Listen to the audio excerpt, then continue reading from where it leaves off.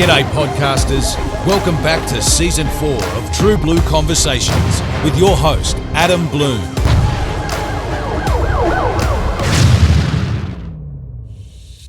We'd like to thank Tactical Recovery for sponsoring this show. Head on over to tacticalrecovery.com.au and use the code TRUEBLUE for one hell of a discount. Tactical Recovery, magnesium-based muscle care, salty products for sore fuckers. Welcome, loyal listeners of True Blue Conversations. Today's episode is proudly sponsored by Australian Warfighter Coffee. Veteran owned and run, driven by a simple yet powerful motto: people over profit. Every dollar goes towards supporting veterans and first responder charity groups. Head on over to AustralianWarfighters.com and use the code TRUEBLUE for your exclusive discount. Because let's face it, any other coffee is just brown sadness water. Now, let's get on with the show.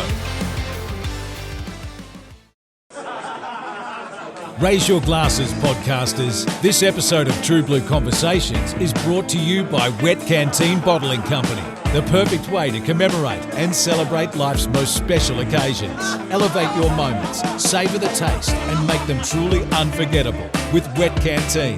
Head on over to wetcanteenbottlingco.com.au and use the code TRUEBLUE for your exclusive discount. Now, on with the show. G'day! Welcome back to True Blue Conversations. Today's special guest is current police officer and author of Blue Widow, Sonya Leeding. And Sonya's story is one of absolute inspiration and I'm so glad to have her on. And she's joined us today to talk about her book and her late husband, who was tragically killed in 2011 as a serving police officer in Queensland Police. And this is Sonya's story of her life and that tragic night. So, Sonya, thank you so much for joining us. Thanks, Adam. Thanks for having me. It's an absolute honour and a privilege to have you fly down to Sydney and catch up with you in person. And I wanted to do this podcast with you in person because I wanted to do Damian's memory justice and give it the respect that it is due, and also I wanted to give you the respect that you're due as well. So I really do appreciate it. So, Sonya, before we get into what happened that night, let's go back to you as a young Sonya growing up. What was life like for you before you became a police officer? So I'm the eldest of 4 kids. That kind of put me in a position to be the bossy one, make sure everyone followed in line and did the right thing. So I'm a bit of a stickler for the rules, probably why I ended up as a police officer.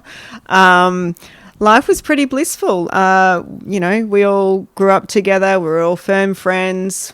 We would divide and conquer together. We all went to the same schools, although I set up a really good reputation, and as the other 3 went through, our reputation as O'Briens at the time was slowly deteriorating by the time the last one got kicked out of school. So, yeah, life was pretty good for me as a teenager. I did most normal things, went to school, achieved some reasonable grades, although a lot of the time I didn't think I was quite good enough to do anything in particular. It was just something that was ingrained, whether it was depression that was already there, and I suppose it was. I'm not really sure, but from a very young age I felt down in the dumps and felt like I just wasn't worthy of doing anything. Yes, I can relate to that very much so. You and I have spoken off air a lot about that, and yeah, it's when you lose and you don't have that self-worth, it's very hard to find it again, isn't it? And anything you do is you're always trying to fight for that praise, and was that sort of lacking for you at a young age? Yeah, look, Mum and Dad, I don't think it was their fault at all. I think it was probably more self-inflicted that I was a bit of a perfectionist and everything had to be a certain way, and when it wasn't that certain way, all hell broke loose in my mind. I guess I sort of strived to be the best at everything, even though I wasn't particularly good at anything. So for me, everything was a struggle. Like, we moved over from New Zealand when I was 8, and coming to school here, I was put in the right grade for my age, but my education was lacking. So, I just wasn't up to speed with things. And I suppose it started there and it kind of just continued. So once I got to high school, it kind of petered out a little bit, but up until then, life was a bit up and down. So that move, like going back to, like thinking back to your childhood now, that's such a big move, and like because you had friends and family, and so I can sense that coming over here being and I get like you would have had a stronger accent as a young back then, or was it were you like do you remember that coming here and like were kids like, oh, who are you, like where are you from? Or well, look, at the time there were lots of New Zealanders that were coming over, and we actually became firm friends. One of my best friends was also from New Zealand. So her and I met at primary school. Yep. And then we moved from one school to another together. So I guess that was a saving grace. There was probably more Kiwis than there were Aussies at the time. So we weren't odd. Yeah. We didn't stick out so much. Yes, we had funny accents, but we soon assimilated to the Australian way, and hence I don't have an accent now. Yeah. No. But yeah, no, it's interesting because I had Curtis McGrath, the Paralympian, on, and he's got his very strong, and he was called. They said, we don't speak New Zealand here, we speak Australian. So when he came over, so I was thinking, oh, maybe it could have been similar for you. But yeah, look, I think I was young enough and went, oh, hang on, we're going to stick out like sore thumbs if we don't jump in and get on board with the Aussie slang. Yeah, no, that's it, the Aussie way. Yes, proud of it. But so for you, what was your, like, obviously you said always feeling that you weren't good enough, and for you, obviously, police came later on, but what was your first job and how old were you? So my first job was at Woolworths at Logan Central on Wembley Road, and it's still there. Logan, yes. Yeah, what do they say? You can take the girl out of Logan, but you can't take Logan out of the girl. Yes, I've heard that. I've heard Logan's. Yeah. I keep getting told that at work. I don't know why. So you did that, and then you, after high school, you went to uni and you did a double degree, and at that stage you did a Bachelor of Arts, was it? Yeah, Bachelor of Arts in Justice Studies. Yep. And a Bachelor of Laws as well. So was police always on the radar for you, or? It was, although it probably wasn't the firm front runner. I just wanted to do something that I had to prove that, I was good enough to do. And a lot of the time when I was looking at jobs, I think I started grade 11 and I was like, oh, maybe I'll be a pilot in the Air Force. And I thought, oh, yep, that's a male-dominated industry. I can take that over. I know I'm not smart enough to do the maths and science subjects, so that went out the window. Oh, maybe I can play gridiron. Well, you've seen me. I'm not very big. And I went, oh, they only had men's teams back then. And I'm thinking, that's probably not going to work for me either. I could throw a mean ball with one arm, but that was about it. And then I thought, oh, maybe I can be a cop. And given my height, I thought, well, I probably won't get in because I'm not tall enough. And at the time, they had height restrictions. Yeah, right. So looking at that, I think I was just on the border of getting in for a police officer at the time. And I thought, great, well, if I'm just tall enough, maybe I can be smart enough as well, and tailored all my studies to that. And then once I got to uni, I thought, maybe I'm actually smart enough to do a law degree. And all of this was going to proving myself and proving. And I don't know why I was so hell-bent on proving myself. Probably because I had a few friends at school that got better OP scores than I did. And I thought, well, I'd worked my butt off to get that OP score, but it still wasn't enough. And yes, I'd got into university and I'd done all the things that I should have done. I did everything the right way, but just wasn't good enough. Okay, let's do a law degree as well. No intention of becoming a lawyer whatsoever. I just thought, well, then maybe I'll be accepted. And I got through to my corporate law subject and I did really well at it and thought, oh, actually, maybe I will be a lawyer. Let's give this a bash. But didn't actually go and get a law job until after I'd graduated. So, I was always 2 steps behind. I wasn't quite there yet. Yeah. And so for you joining the police, like, Had you had any family members that had served before you, or were you the first? In our direct family, no one else is a police officer. My mum's father was a police officer for a short time in New Zealand. I'm not actually sure the circumstances of why he finished. I think there was some sort of issue. I have no idea. But he was a big, tall, strapping man. So your typical kind of copper back then. And so, yeah, no one else served. Dad was a paramedic of nearly 40 years when he retired. And I always used to listen to his stories and thought, oh, that's really cool. He helps the community. You know, if he doesn't get there first, then they don't get to the doctors to save their lives. So technically Dad's saving their lives. I'm like, that's great, but I don't like blood and guts. So that's not going to be my job.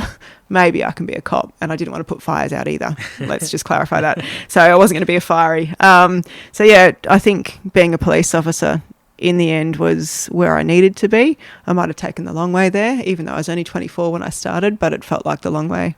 I think what strikes me is most first responders that I've had on, there's either been a family member that's served before them, or there's, for you, the willingness to serve. And it comes in every veteran, every first responder. We all are the same. We all want to give back to others. And I can sense that with you, that there was hearing your dad's stories and going, yeah, well, I don't really like blood and guts, and I don't. But and you've probably seen the amount of blood and guts in policing, and so different, of same but different. Yeah, different, and but then you, like, as you said, didn't want to be a fiery, which I understand, it's not for everyone. Like I love it, but it's not for everyone. But yeah, there's that willingness to serve, and I can really sense that with you, and that's your driving factor. Yeah. And so you finally make that dream a reality in 2003. Yeah. And so you join the Queensland Police Service in 2003. What do you remember of your time at the academy, and what was the hardest part for you in your training? So I guess I didn't have to worry about the educational side. I did pretty well there. I thought I was a bit overqualified in that part. That might sound a bit up myself, but that's where I was at. You know, I had a law degree. I was a qualified solicitor by then. I didn't practice for very long because it just didn't suit me. But I got there, that was all sorted, and I had to get through the physical side of things, which physicality's probably never been my strong point. So I'd been training a fair bit before I got in, because obviously you had to be fit to get in. The fitness part, you know, that wasn't too bad, but the operational skills and tactics tested me. We did 2 weeks of firearms training in a 6-month course, and the first week I think I was ready to quit. I'd never held a gun. So for me, that was a big eye-opener. You know, there's this little thing in your hand that goes bang, and that's all a bit scary if you haven't done it before. Given that I was more on the creative side of things, if you could give me a cake to bake and decorate, that was my jam. Shooting guns, not so much. It's probably a bit different now after 20 years of doing it, but that first week of firearms for me, I just went to pieces. Like, the instructors were difficult. A lot of them were ex-army guys, and, you know, they had reasons to be difficult. They had reasons to be hard on us. At the end of the day, if we're shooting a gun, it's because our life is in danger. So at the time I was married, my husband took me to a shooting range in the weekend in between and said to the guy operating it, give her a gun that's bigger than the Glock. So he gave me a gun that's bigger than a Glock. And off I went shooting, and I'd shot for a few hours. Went back to the academy on the Monday, and they go, is this the same girl who was in tears on Friday? And I went, yep. And it was our night shoot. So I went straight back into shooting at night with a torch. And I went, yep. They go, all right, no worries. And I passed. So, you know, it's one of those things, like in my head, I'm thinking, I'm never going to be able to shoot a gun. I'm never going to be able to do those things. And then, you know, with a bit of patience, I suppose, and resolve to go, well, I'm not giving up. I've come this far. I wanted to get through. I so badly wanted to be a police officer. I did it. Like, just jump on board and got the skills that I needed to, and I did it.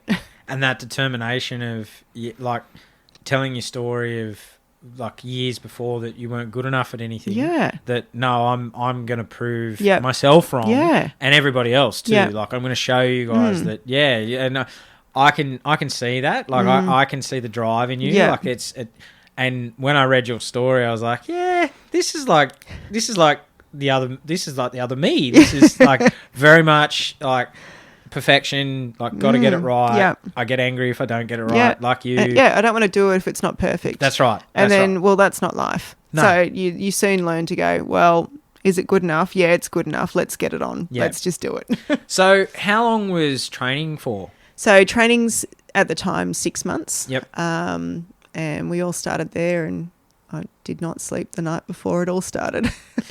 And so the testing wise, like obviously you do your physical, Yep. you got to do your aptitude test, which Yep. I hate. So, and Yeah. what was that like?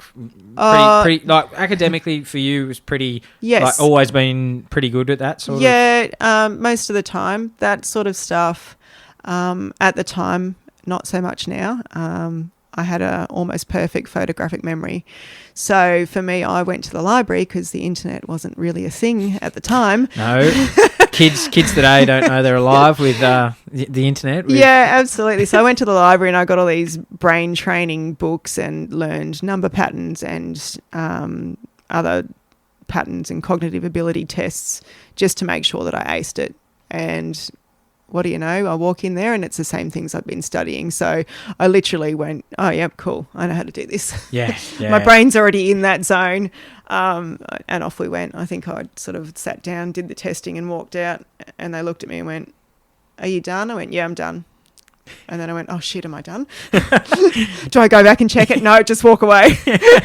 And did you have to go through an interview process as well? Yes. And what was that like? Look, that's pretty daunting when you haven't done many interviews before. So there's a civilian and a senior sergeant who sat down and interviewed me about my suitability, I guess, to be a police officer. And they kept throwing questions at me and I'm thinking, you're asking the same question, you've just worded it differently. So I just answered the same again and again and again. And the senior sergeant and I ended up coming toe to toe because I went, no, I just do the same thing. And he was like, oh, okay. And I'm thinking, oh no, hopefully I haven't gone and put my foot in it. But yeah, they gave no indication whatsoever of whether you'd done well or not. They were very resolute about their decisions, and the AO just sat there and she just kept smiling, and I'm thinking, what are you smiling at? Is this a good thing or a bad thing? And then the senior sergeant was quite surly, and I'm thinking, oh goodness. Okay, well, if he's got the final say, I'm not getting in. No, it's because, as you said, 24, like, and very, very sure of yourself at that point. Yeah, I was. Like, I thought I knew everything, you know. As every 24-year-old does. Yeah. No, I'd done 2 degrees. I was married. No, we hadn't bought a house by then, but, you know, we were getting there. Things were happening. Life was happening around me. Yep. Yeah, no, 20s is a great time. It's, and you think you know it all. Yeah, and, absolutely. Yeah, right. You've got I know because I was only there a few years ago. So no. But and then so you tell me the first time you saw Damian, who at that stage was not your boyfriend, nothing. You just, as you said, you were married. Yep. What were your first thoughts of when you first saw Damo at the academy? So he used to hang around this guy who was in his intake, but this other fella used to walk around the dorms in a towel, just a towel. And all the girls were all like, oh, look at him. And Damo would kind of just be in the background. The poor little ranger. Good old redheads. Yep, I know what that's like. Yeah, and my publisher said that I'd probably get in trouble for using that word, but that's all right. That's what we referred to him as. And we've all got it. Don't worry. There weren't many people that had red hair at the time. We're special, you know. I know. They're few and far between.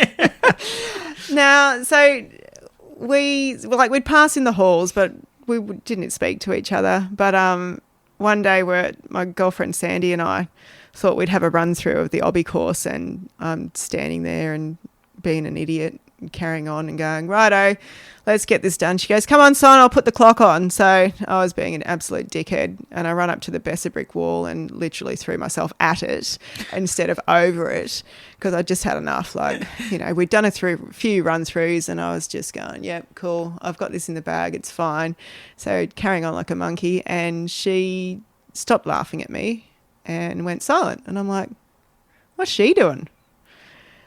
And I looked down the obby course, and she's like, gobsmacked, jaw open, and there's this redhead coming flying towards us, and I'm thinking, holy fuck, look at that. Yeah. Like, I'd never seen anything like it. He just bounced over all these obstacles that when I do it, I'd be like lugging myself over thinking, oh my God, are we done yet? Like, are we done? Yep. No, it was a breeze. And then, so there's balance beams that go, there was one set that started low at the start end, and then they graduated higher, and then another set that come back the other way. So they started low when Damo was coming through. And I'm watching him, and I'm like, I used to have to really balance to get across that. And he was running across them. And I'm thinking, how on earth is he doing that? And he goes up, and then he just runs down the rest. And I'm like, what just happened here? And Sandy goes, I don't know, but did you see that? And I went, yep. Hard to miss. Yeah. And so that was basically my first proper memory of him, other than him hanging out with shirtless old mate in the towel.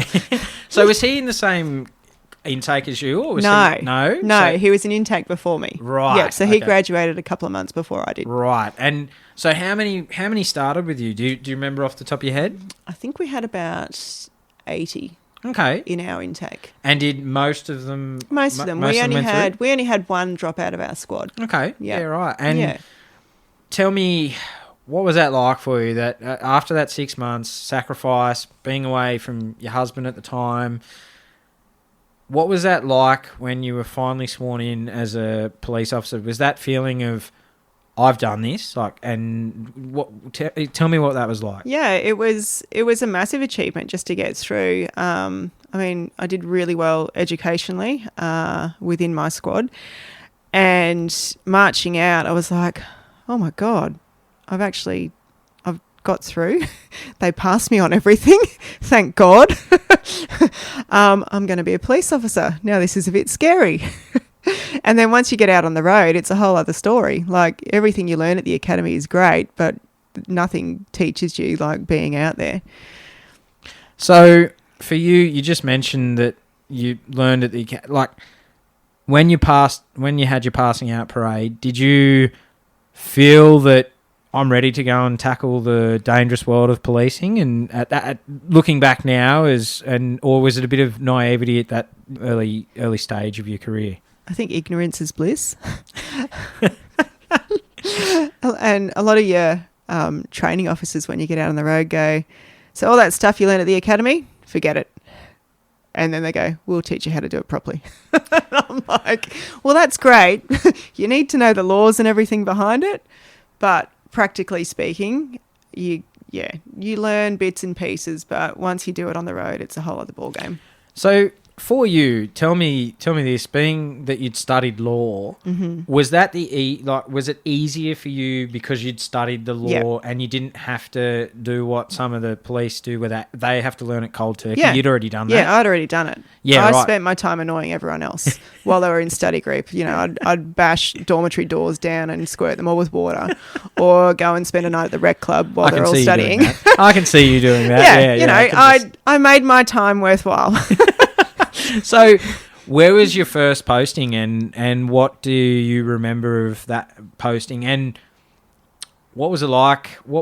How were the officers there when you first got there, being fresh out of the academy?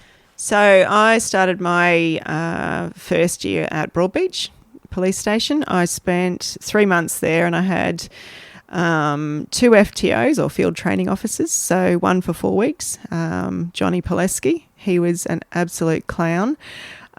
We did lots of mental health jobs, but he had a knack for speaking with people who were a little bit nutty, and it was always entertaining, which probably doesn't sound great, but they were jobs where they weren't high risk and these people needed help, so we would end up transporting them to hospital, but he would always be sitting in the back with them having a fag. So back when you could do those sorts of things. And then my second training officer was Monkey McPhee, and he was the DV king. So every job we went to ended up being a domestic violence incident. So you being in the job for a few years, you had some good mentors and some not so good mentors, or probably my first 4 weeks was spent driving around having a bit of fun, backing up whoever needed to be backed up, but I don't know that we did an awful lot of paperwork or the actual policing side of things. It was probably more flying the flag, I would say. But my second 4 weeks, that was a massive learning curve. That's where I found my feet. And not that I didn't know what I was doing paperwork-wise. It was more the dealing with the people and going to certain jobs and that sort of thing. Because you're seeing things that the ordinary civilian is not seeing. No, right? absolutely. You're seeing the dark side of what society has to offer. Yeah. And you put that uniform on, and like when you're out of uniform, people would probably come up and talk to you all nice, and then when you put that uniform on, there's a different side. And how did you deal with that side of things, with the darker side of society? Look, in the beginning, it was really eye-opening, even though I had worked out at Logan at Woolies, and I shouldn't compare it to that, but that community out there is very diverse. It's very culturally diverse, and it's very socio-economically diverse. And I guess for me, that is comparative to a lot of the jobs that we go to policing-wise. That first sort of 8 weeks was a massive eye-opener. Like Broadbeach area itself isn't so much a lower socioeconomic area. So we were dealing with people who weren't necessarily at the lower end of that spectrum. So I guess that was an eye-opener, thinking, wow, this kind of stuff affects everybody, not just the people who can't afford to live, not just the homeless people, not just the drunks. So that was a definite eye-opener. And I guess dealing with the mental health jobs, I didn't realise how big an issue it was in the community. And it's gotten harder now. Like you look at when you were 20 years, like when you first joined the job to where it is now, totally different. Yep. And so, do you remember your first death knock that you had to do, and how hard that was? And yes. How did you mentally prepare for that? Look, I think going into those jobs, having more information than you need is probably a really good way to do it. The difficulty being that particular one, and I think I speak about it in my book, was an interstate job where this elderly couple's son had passed away, and we didn't know the details. I could tell them the bare minimum, but I couldn't tell them much at all, which I suppose when you're giving a death message, it kind of works in your favour, because you can't tell them anything other than your person has passed away. What can I do to help you right now? And deal with the aftermath of that. And I think when you do those sorts of jobs, you see the full gambit of human emotion. Like sometimes people collapse, so you literally have to pick them up and put them up on a chair or get them a drink of water, and it's those physical things that you need. Some people get really angry and they don't want you there, so you go, okay, well I've delivered my message, I'm going, here's our details if you need anything else. Other people are asking questions, which is why I say the more information you have before you go in, the better. If you go in with nothing and you can offer nothing, you're kind of stuck. So it's one of those jobs, and I don't think until you see that person and then the realisation for them hits that it really, you don't know how it's going to go. You just never know. Yeah, I can only imagine that be as empathetic as you can be, like, to them. Yep. So show them empathy and show them that you care. Like, Yep. you don't want to be there. You don't want to be delivering that message. No, but you have to. It's your job. That's it. No one else is going to do it. Yeah. It's one of those things. You don't ever want to be on the other end of it. No. But when you are going in, you've just got to go in with an open mind, I think, and just really let the people guide you as to what they need. Because if you go in with this preconceived idea as to how it's going to go, empathy's out the window then, isn't it? Absolutely, yeah, no, 100%. And so how long were you at Broadbeach before where did you go after that? So training year was 3 months at Broadbeach and then 3 months at Coomera and 6 months at Southport. And at that stage, had you, you saw Damian at the academy, and then when did you first come back into contact with him? Where did you meet? Like, what station? So we met up again at Southport, and by then my first marriage was over. So that all sort of ended while I was at Coomera, and I moved out and got myself a flat at Broadbeach. Damo and I came across each other again at Southport, and he was just one of the boys. Like, we'd sit there in the day room and throw insults at each other. Probably not very nice ones. But so did everyone else. Yeah. Like, I was a pest. He was a pest. It was just one of those things. The banter was there. Yeah. It was fun. Yeah. And then we went out one night. I went out with some people that I work with at Broadbeach, and one of them said, "I think he likes you." And I went, "Don't be stupid." Anyway, we went home together that night. And the rest is... Well, no, the rest isn't history, because then I went, "Oh, God, I shagged a ranger, like, seriously."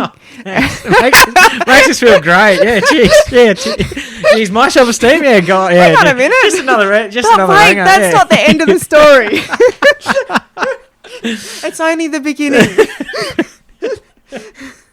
Oh, God. Yes, no, redheads are, I'll let you continue the story. I've got two redheads at home. Well, kind of strawberry blondies. And you did dye your hair red too at one point, so I always go back to red when I get bored with my hair. Really sad, right? So you want to join us. All right, secretly you want to join us. Fine, that's all right. You can join us. Because we are special. So, but anyway, yes, sorry, continue. Yeah, so after that night, we kind of just parted ways. And at the time, I was living with one of my uni mates. And not long after that, she comes in and goes, "Oh, I think I'm going to move back to Brisbane." And I'm like, "Oh, okay, cool."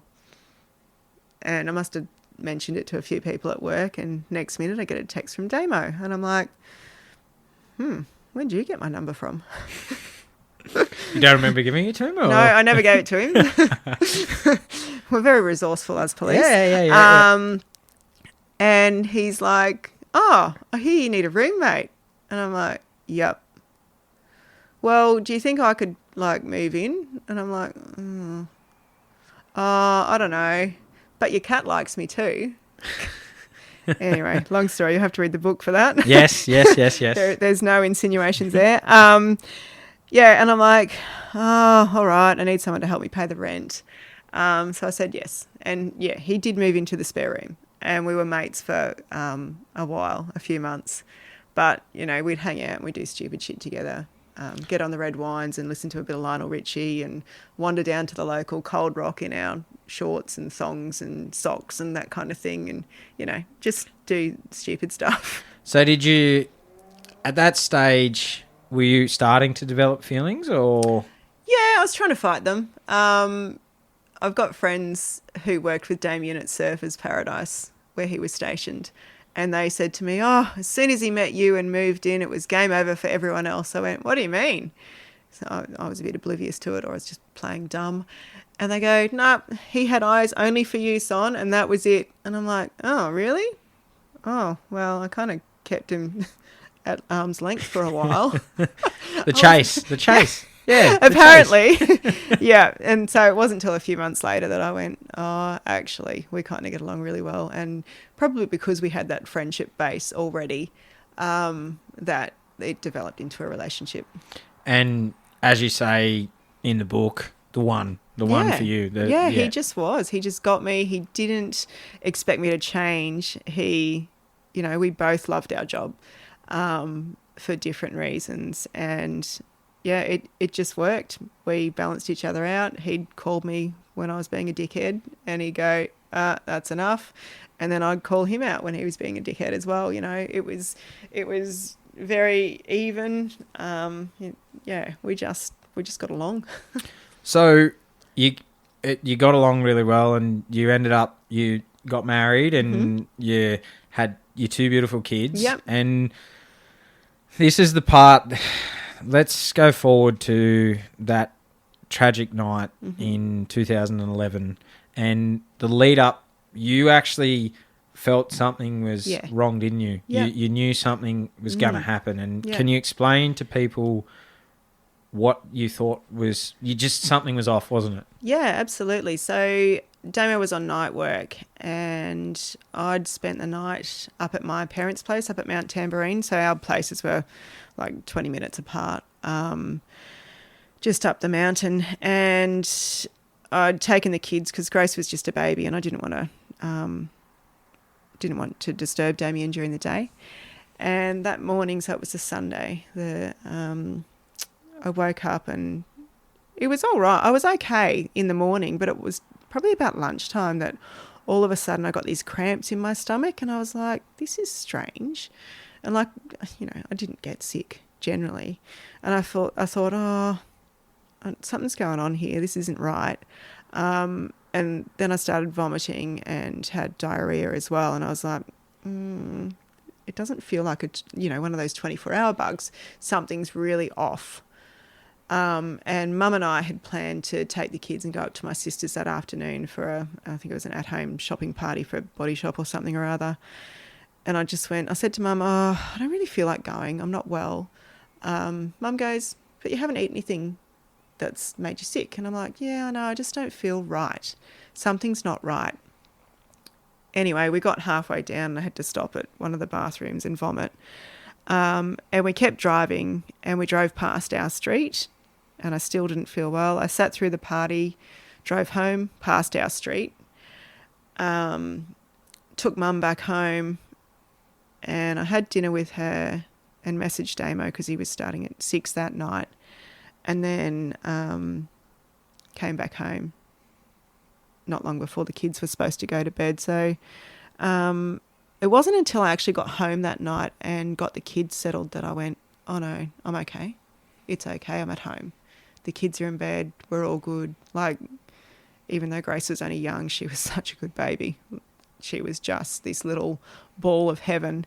And Hutto, he was, spitting image of Damien. And then I thought, oh, cool. No, it's all good. The kids are in bed. The doors are locked. Everything's fine. Damien's at work. We'd messaged.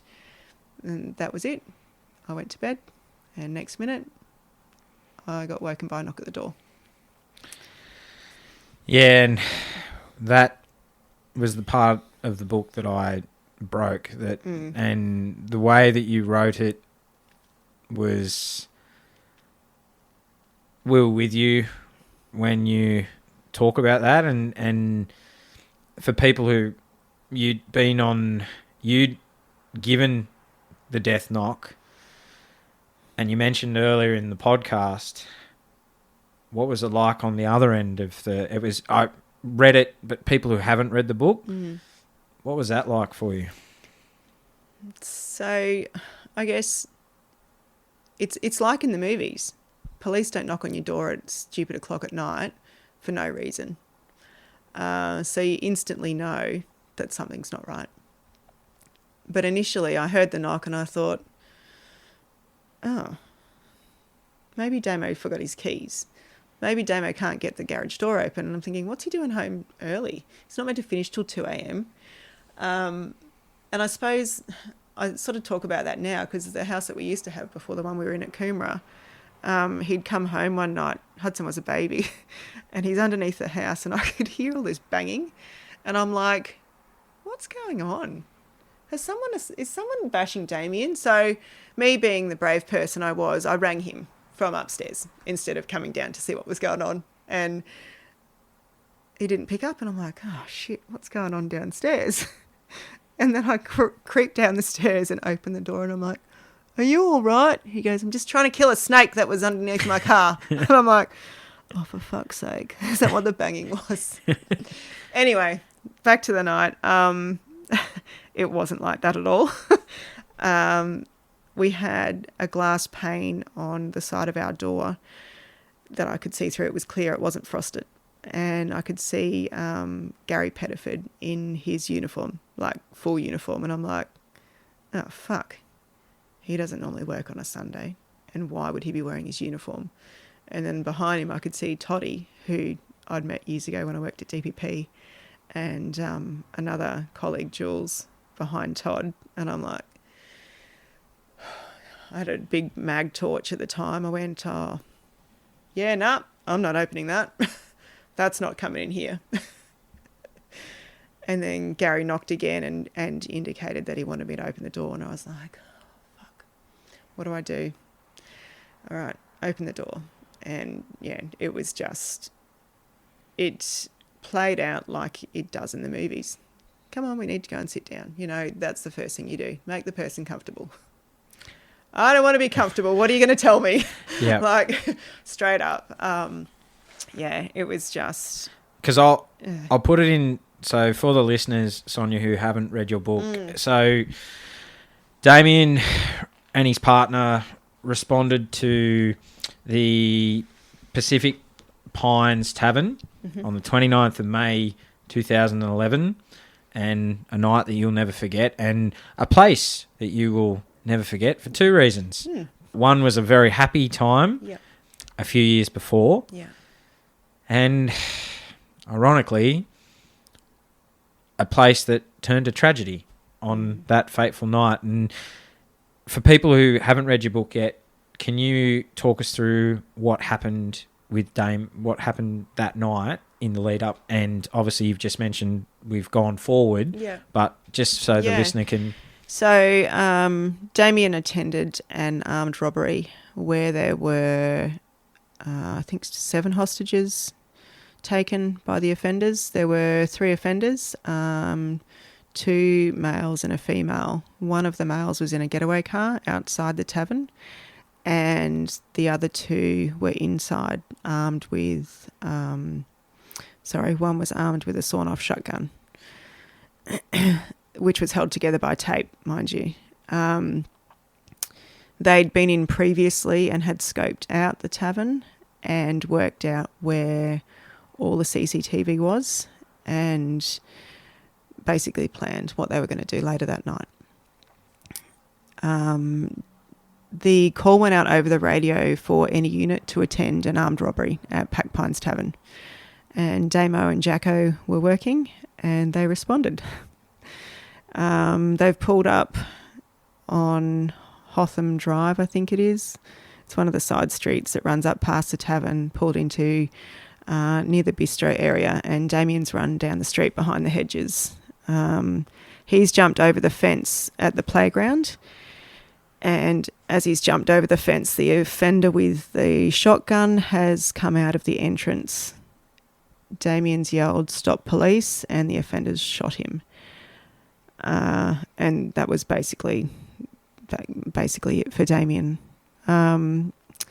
Jacko's gone back into the vehicle and called for assistance straight away, and then come back to assist Damian.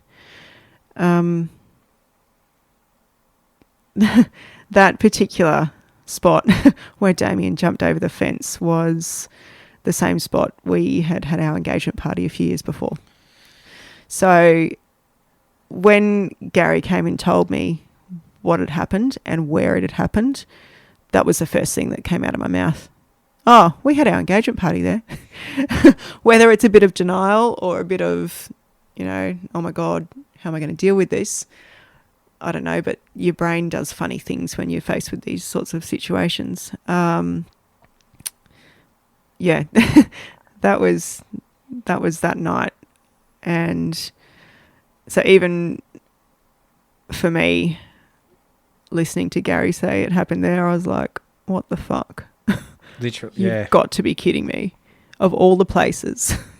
Straight away, as soon as I know, and I'm grateful that you're sharing it with me, and I have seen it in the years gone by with people that they're not, like the media has, the way they have interviewed you and shown, and I'm not like that. I like to, and I hope it's coming across like that, and it's straight away when I read that, I just went, exactly what you said. You've got to be fucking kidding me.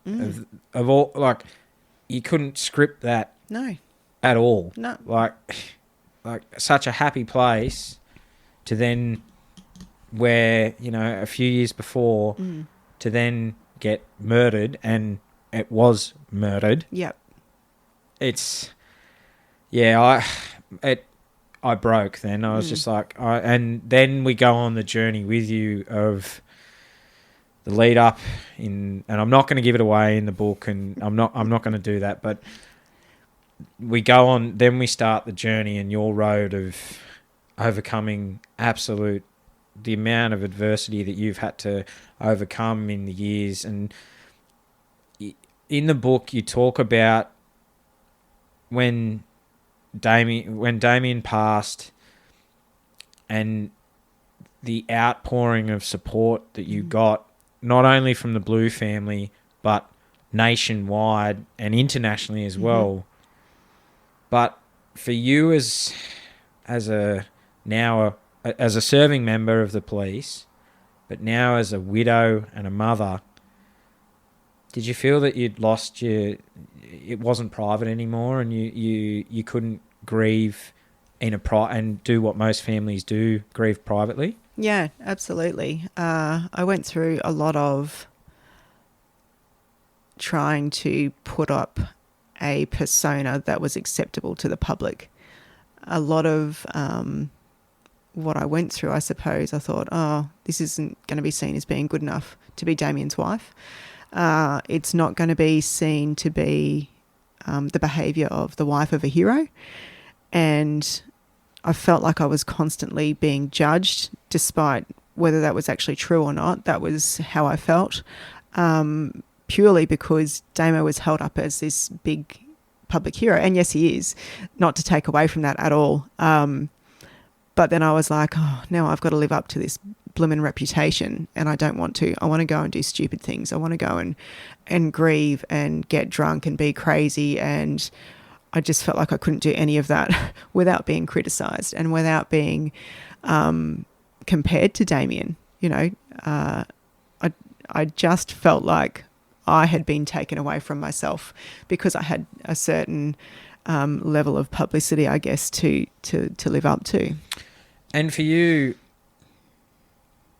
I'm only imagining that you would have felt alone. Like your mum and dad and your family and your friends and the blue, like your blue family, but you would have felt alone. You just lost your soulmate. Yeah. Like now you're sharing him with everyone. You're sharing him with everyone, and the funeral you couldn't do it the way you wanted to do it, and it was a great celebration of Damo's life, but how hard was that, and how challenging was that for you? Oh, look, it was very challenging, because there were times where I was like, I just want to be that screaming widow who, you know, just lets go. And I felt like I had to suppress a lot of those emotions, even though there is footage of me crying and being carried out of the funeral. But a lot of the time I was like, I just want to go in there and start screaming and carrying on, because that's how I feel right now. But I couldn't, because I had this persona to keep up. Like I was the wife of a hero. I was being put up on this pedestal as well. And I'm thinking, well, I haven't done anything. I'm just here and I'm what's left, and I've got to get through this. But you're all watching, so I'll do what I'm supposed to do and behave. And in your writing in the book, what got me was where you were so raw and so open and honest about that you weren't coping, and you did what any normal person does, and you turned to the bottle, and you would. So, tell me what that was like for you. What was you just went into zombie mode and just What was that like? So we got home from the hospital. I don't remember seeing anyone at my house. I know there were lots of people there. I remember walking in and just going, nah, I'm not dealing with this. I went straight to our bedroom, dove under the blankets and just hoped that it would all go away. But by the time I'd woken up, I was in a foul mood. I walked out to the kitchen and saw a whole heap of empty champagne glasses, and I was like, everyone else has been on the piss. Where's mine? Like, what's going on here? If I'm going to deal with this is how it's going to happen. And literally, it would be an everyday thing. Like, it was an everyday thing. If I wasn't drinking, I was asleep. And it was just something to take the edge off, to stop me thinking, to completely numb any feelings that I had. Numb the pain. Yeah, absolutely. And almost like a denial factor. And that lasted a really long time. And in fact, it probably still goes on sometimes. It's something that I'm very aware of now. I don't have a 3-bottle-a-day habit anymore. And the kids notice it, obviously, if I do those sorts of things. So, yeah, I've got little ones watching me. Well, not so little anymore. But in you saying that, and I think you're a little bit hard on yourself. I think any normal person, and I know my own, you and I have spoken off air about mine, I turned to alcohol and substance to, try and numb the pain. And you're trying to numb the pain.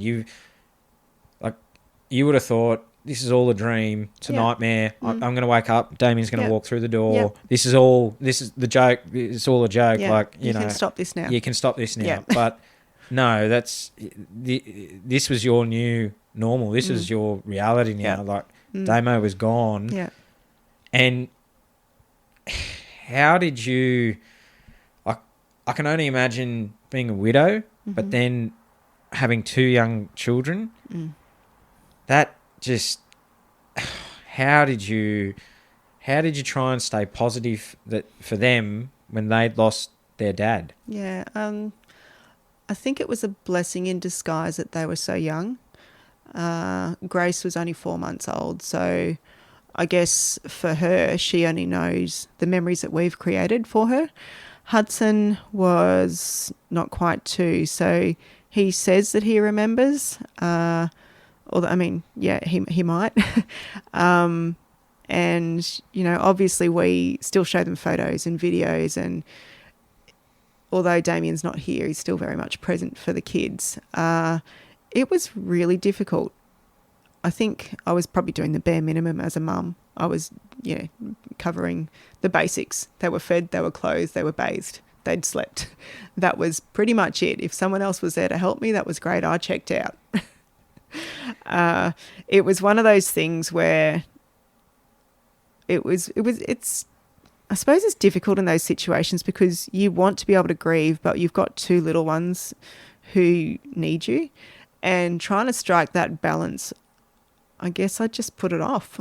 I put the grieving off because I went, well, I've still got to do this. I've still got to keep going for the kids. And I think without them, well, I know without them, I wouldn't be here. I would have ended it straight up. It would have been within probably weeks that I wouldn't have been here. But because the kids are here, I'm still here. So you were compartmentalising as best, push it to the back, to the back. I'll deal with it later when I've got time. And so at that point, like, you can only compartmentalise something for so long. And then it explodes. Yeah. And for you, when did you realise that oh shit, I'm in trouble now. Like obviously you mentioned that if the kids hadn't been around, you would have ended it. Yeah. At your darkest point, were you still with the kids? Was there still thoughts again of it's all too hard and? Look, I don't think that's anything that's ever really left me. Yep. It's something that comes up often, and it's something that now I sort of go, okay, where's this come from? What particular trigger, and I don't like using those words, what's happened to make you feel that way? And I always come back to, what's really important now? Like, what is making you feel this way, and why has it gone to the point where you think, I don't want to be here anymore? Why are you starting to have these thoughts?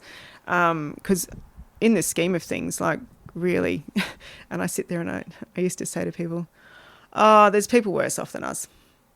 And my friends would go, what do you mean? I go, well, it's not like, it's not like I've got cancer or, I'm not dying and I don't have to battle an illness. I said, what happened to Damian was instant and it's done. And they go, yeah, but that's going to last forever. And I'm like, oh, okay. Yeah, but there's people that have to go through that as well. And they're like, yeah, but you're going through it. I said, yeah, I know I'm going through it, but I don't want to go through it. So that, it was one of those things. For the longest time, you pushed it away. And I think people go, oh, time heals. And yeah, it does. It never goes away. It just becomes a different kind of beast, I think. And something that is way more, for me, it's recognisable when I go, okay, something's going on. I start having nightmares, usually with Damian in them, and I can't get to him. That's when I go, okay, something's pushed you over the edge and you need to reel it back. You need to refocus on what's important, and it always comes back to the kids. So even though in the beginning I was kind of checking out of motherhood, they've been the one thing that sort of kept me grounded, and I go, well, okay, why are we still here? Oh, because of the kids, and they need me, basically. And I think what you said with it never leaves you, and we spoke about it. The scars stay with you forever. You just learn to cope. Yeah. It's not as you say, you never get over it, but you just learn to deal with it, and as best you can. And I think there's no right or wrong way to do that. No. Like, there's no rule book on how you do that, and how you just do what you think is right, and that, and I think for me, it's I know the trigger, and I don't want to use that, but I know the signs now, and I know the early warning signs of and some days I'm sure you wake up and you go, today's going to be a shit day. Yep. And I know I have exactly the same where you go, and you don't know why. Yeah. It's just that there. You just go, yep, today is just going to be one of those days. Yeah. But then you learn to get comfortable.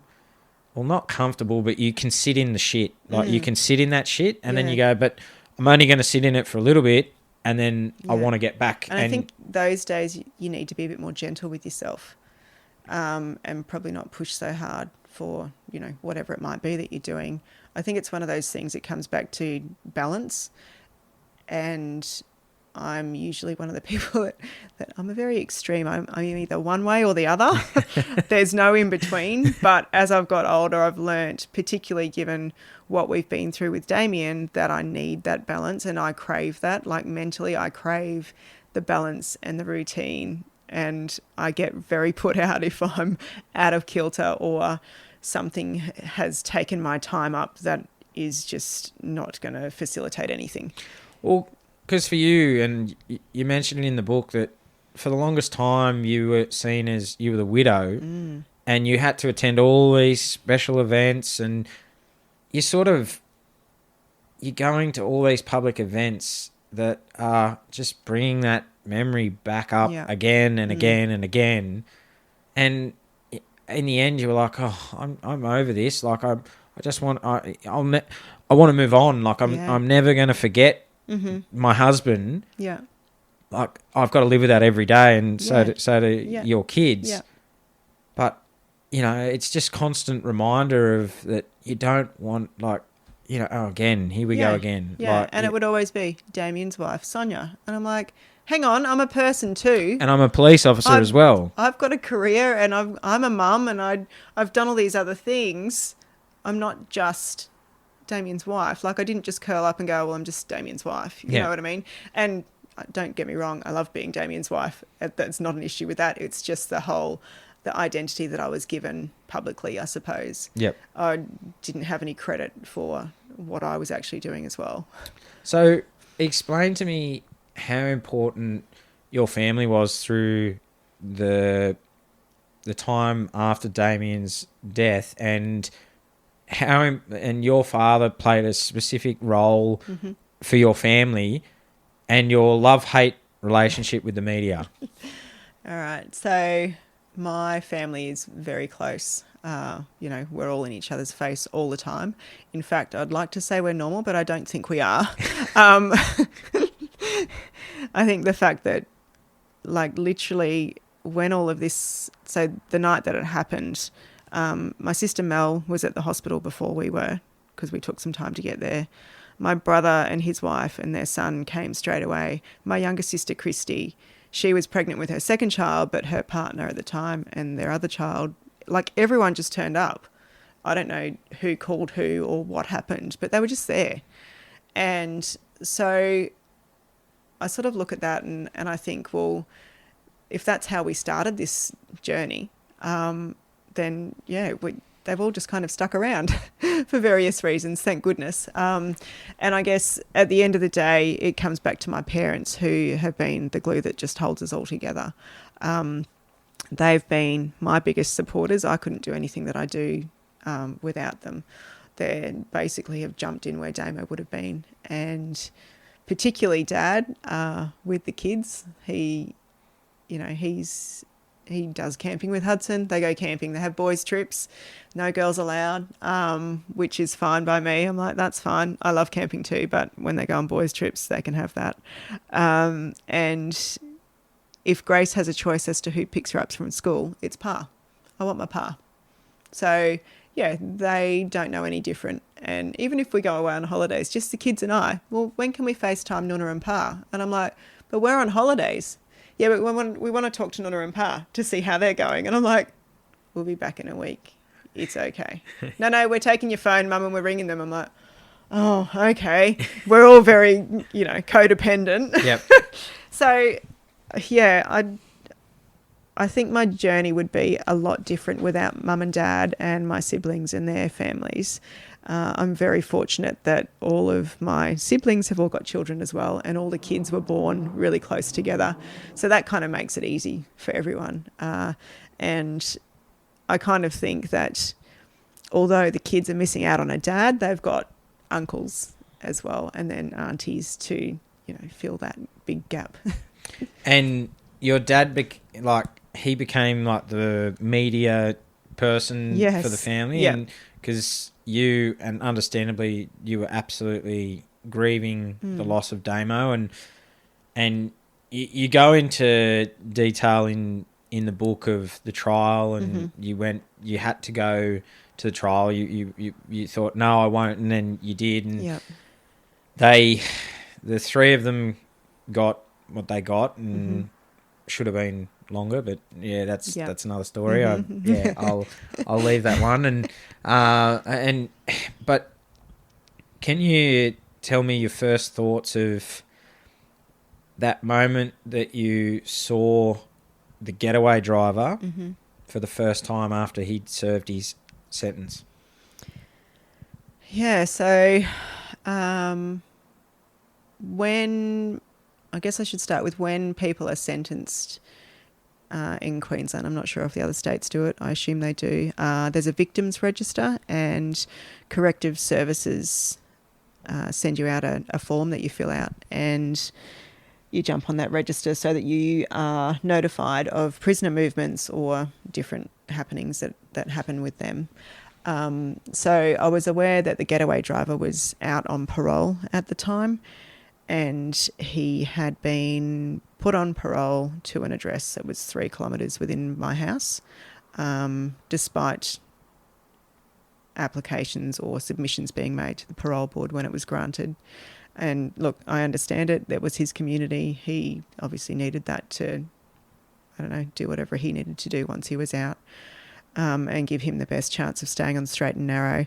So that afternoon that you're talking about, I'd been at the gym and Hudson had come with me, and we had to get some groceries afterwards, and we walk into the Coles across the road, and I had a list in my hand, and as I'm walking in, I see this heavily tattooed guy with a monitoring bracelet on his ankle, and I'm like, oh, yeah, it's Narang, whatever. You know, there's a few clients around that have bracelets. Okay, we're going to run into them. And then I looked up and looked at his face and went, oh, shit, I know you. And he was with a young child. He had a child in a trolley. And I stopped and I walked past him. And then Hudson goes, come on, Mum, we've got to do the groceries. I go, I don't know what I need. And he goes, you've got the list in your hand. And I went, what? And by the time I'd turn around, he'd gone. So, yeah, I didn't expect to see him. I knew he was in the area, but I didn't actually expect to run into him face to face. And I hadn't seen him in real life at all. I didn't go to his sentencing. I'd only seen pictures of him in the newspapers and what have you. But I knew exactly who it was as soon as I saw him. Did he recognise you? I believe so, yes. Because he took off straight away. Because as soon as I turned around, he was gone. So I'd let the victims register know the next day, and they put a submission through to the parole board straight away, and it was his parole was modified so that he didn't go to that shopping centre anymore. I look at, and I read that, and I'm sitting with you now, and I know how hard that is for you to share, and I thank you for sharing that. And it's how you controlled yourself to not, wanting to do something with your bare hands, that, the courage and the strength that you showed to not do that is to be commended. Like, you've just faced one of your husband's getaway, part of that terrible tragedy. Yeah, I commend you for not doing the thing that most people would do. And I think having Hudson there to say, if it had been you on your own, might have been a different story. But I think, look, I was in shock. I had no idea.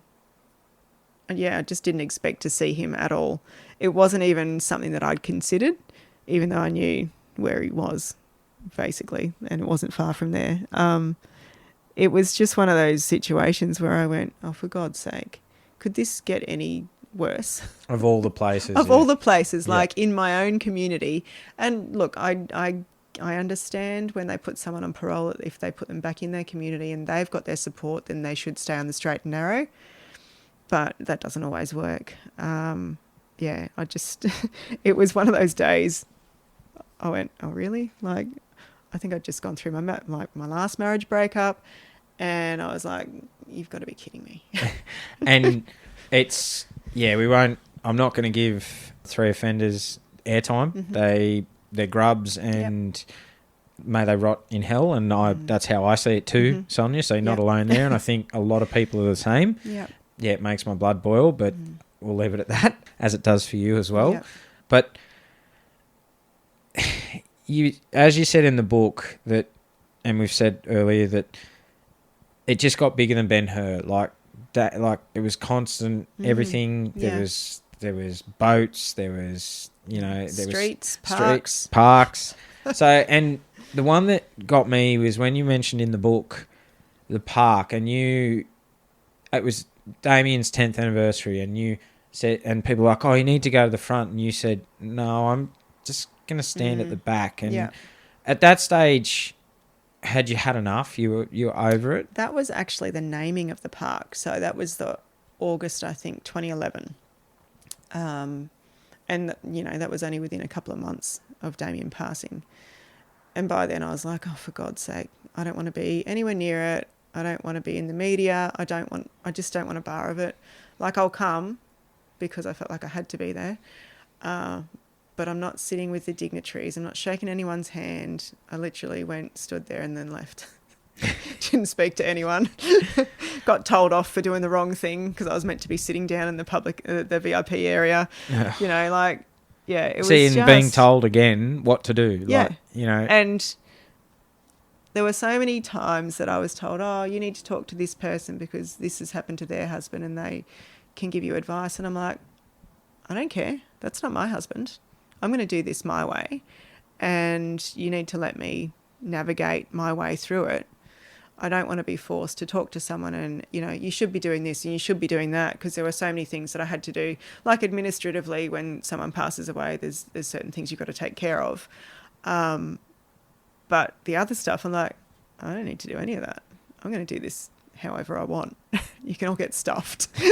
And as I say, there's no right or wrong way to grieve, or like who actually writes a book and says, you know, that this is the way you do it. Yeah, like, if there was a guide to it, then, you know, we'd all be following it. And we'd all be experts. Exactly right. And so, and tell me your decision to eventually, as I say, the love-hate relationship with the media. Yeah, we didn't cover that. Yeah, and when you and there's a reason why, and I know the reason why, the love-hate and at the start, absolute hate. I can see it, and invading personal space, and that's being intrusive, and like, I understand it. Mm-hmm. So, tell me when you sat down with Carl Stefanovic from 60 Minutes, where was the change? What was... That was... I think that was more of for me, it was like a commemorative type interview about Damian and our life. And I thought the more people hear about what's happened to us, the more people are going to know and be aware, as opposed to everyone can get stuffed. I'm not talking about this ever again. Yeah. So for me, it was, I didn't want anyone to forget, and I didn't want anyone to forget that, hey, we were still here. You know, the kids and I are still here. I think that's how I went into that interview with Carl. And did you have fear that the media could have spun the story? Yes. And what was that like? Oh, look, I was panicking because when Carl and his producer arrived at home, I'm like, what are you going to, like, where's the questions? Can you show me the questions? And they didn't. There was no questions, or I mean, he's a professional. He knows what he's doing. He just does it off the cuff. But I was like, I need to know, because if at least I know what you're going to ask, then I can prepare myself. Yep. You know, and I'm not shocked and put on the spot, and I don't say the wrong thing, and I don't put my foot in my mouth, and I'm not going to be criticised, and people won't twist my words. So, I was very paranoid, because I always thought that didn't matter what you said, they would twist it and put some slant on it, which, you know, it happens a lot. Not so much recently with the things that I've done, but I just felt like that's how it was, and that's how the journos did it. And that's, as I said, when you and I agreed, I do that with, I send all my guest questions, because I don't work like that. The gotcha moment, it's not. You get more if you actually send. So you get more out of a person and a guest, and was it a relief when it came out the way it did, and Carl, the way he did that, it was really good. Yeah, look, he's a genuine person, and I mean, obviously he's got a job to do as well, and the media have a job to do, and they want to sell stories and they want the sponsorship and what have you. That's fine, but don't make it off me. Yeah, exactly. And off your story. Yeah, absolutely. And it's tragedy. Yeah. It's a tragic story. And you see it so often, and I sit there sometimes and I go, what did they ask that question for? Or let the person talk, It's your story to share. It's Yeah. not like, and that's what I do is I don't try and it's your story. It's not my story. You've lived through that pain and that anguish, and it's your story to tell, not mine. Yeah. And for you, how important was it for you to obviously get back to work, and was it good to get that purpose again of like still grieving for Damo and then getting back to work? How important was that for you? I think that was really important because it brought back some routine in life. Before that, I was literally, I think I'd gone back to the gym because someone said that would help. So I was doing that, but I'd do that, come home, do a few things in the morning and then be like, where's the champagne? Got nothing else to do.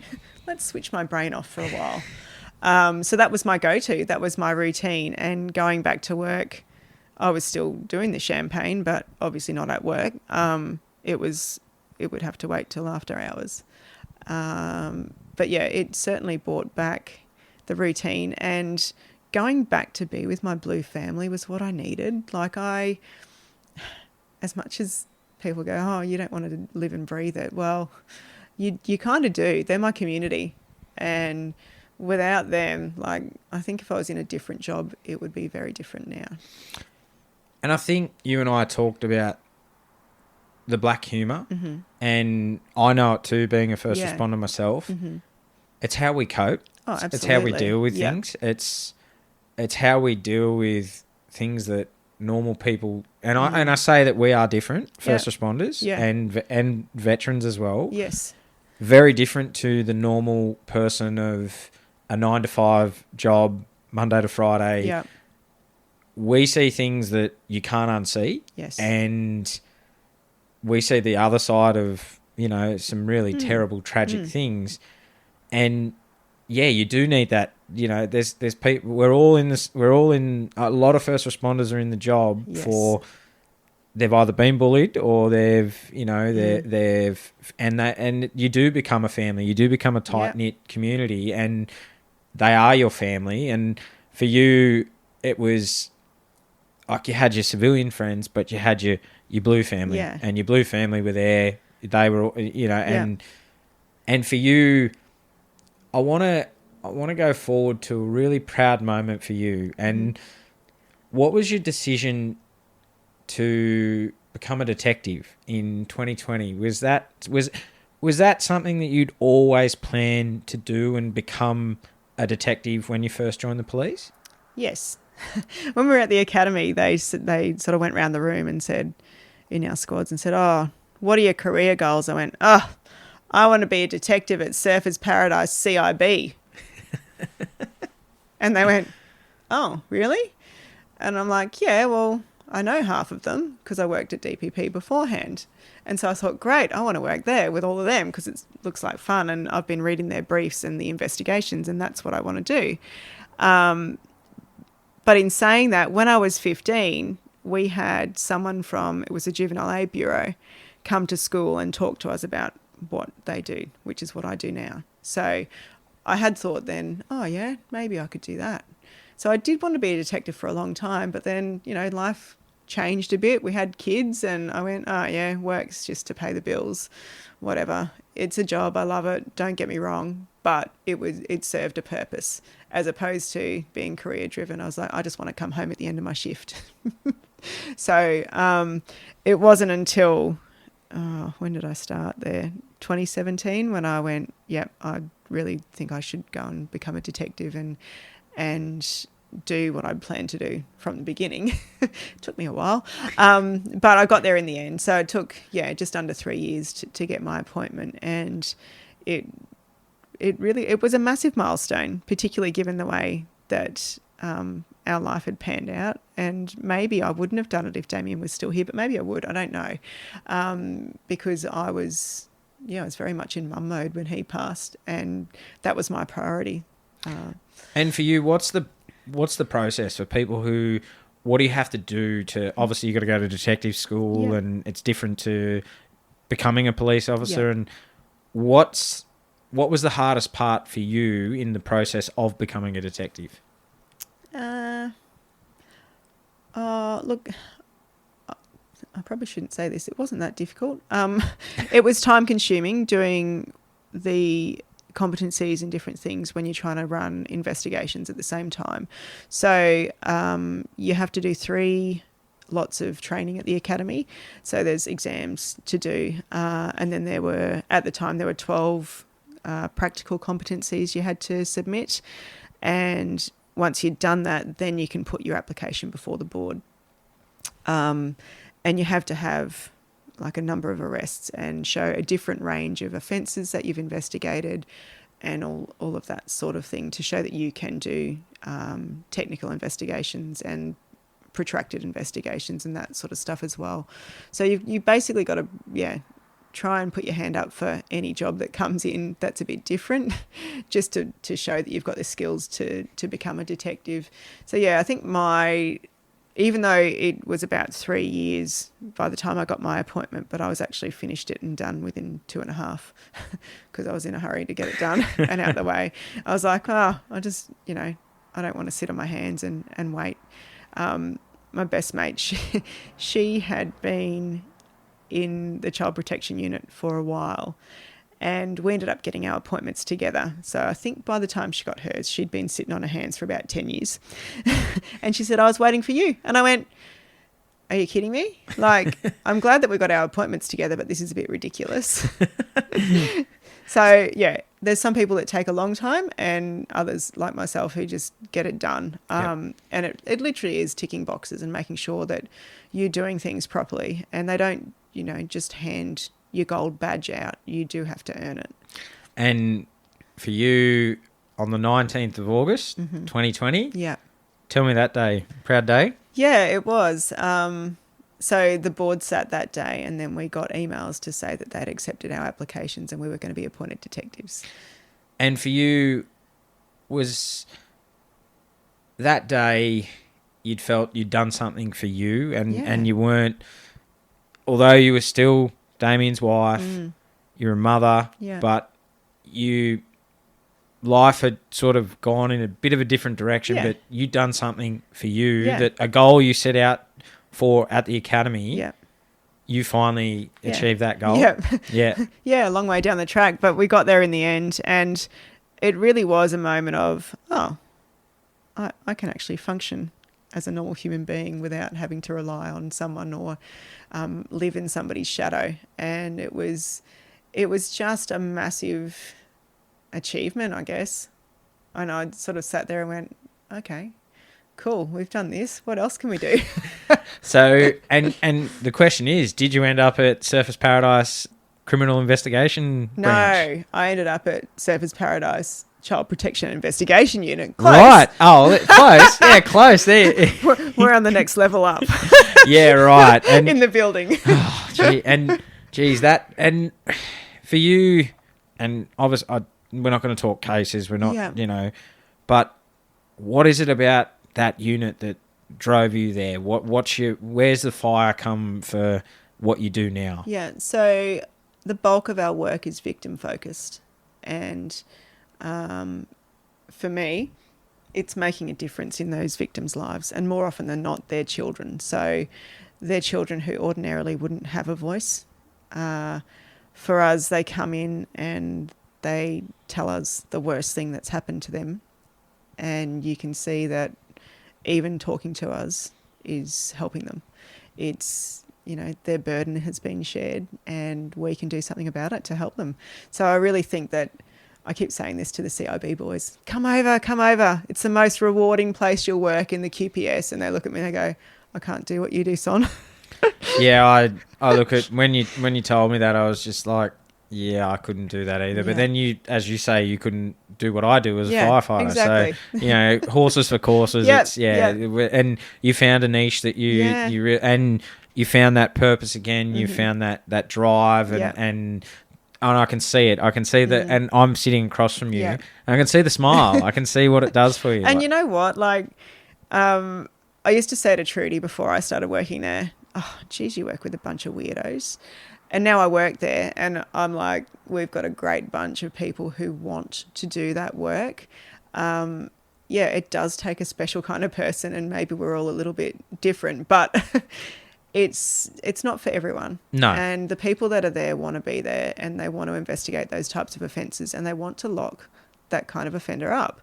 You know, that's the ultimate end goal, to get these guys off the streets, to stop them offending and to protect the children. Like, at the end of the day, what more could we possibly do? We're starting from grassroots level before it gets too far. And like you said in the book, Damian loved chasing crooks. Oh, yeah. He loved the druggies. He loved the druggies. Dismantling labs and, He found his niche, and this is your niche. Yeah. And so tell me when did obviously you've been in the media, it's Damian's story was public news. Mm-hmm. When did you decide I need to write a book, and where did that process? Where did it start, and why did you feel that now was the time to write what had happened down? So initially it was just journal entries, which started early on. I think the first journal entry starts in January 2012, and it was almost word for word and play for play about what happened from the knock on the door.